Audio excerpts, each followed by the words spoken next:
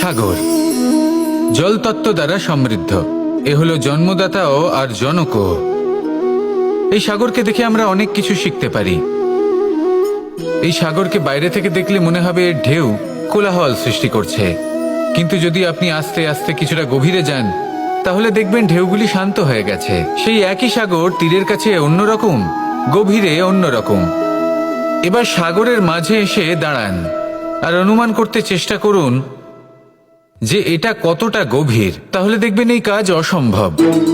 আপনি সত্য কখনোই জানতে পারবেন না যতক্ষণ না সেই সাগরের তলদেশে পৌঁছচ্ছেন। এবার এই সাগরের মতোই হয় মানুষ। মানুষকে আপনি দূর থেকে বুঝতে পারবেন না, আপনাকে কাছে যেতেই হবে। একই দিনে আপনি পূর্ণরূপে কোনো মানুষকে জানতে পারবেন না, তার সাথে সময় কাটাতে হবে।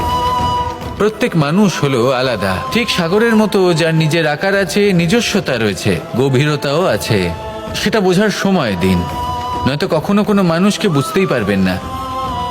আসুন আমার সাথে ভালোবেসে বলুন রাধা।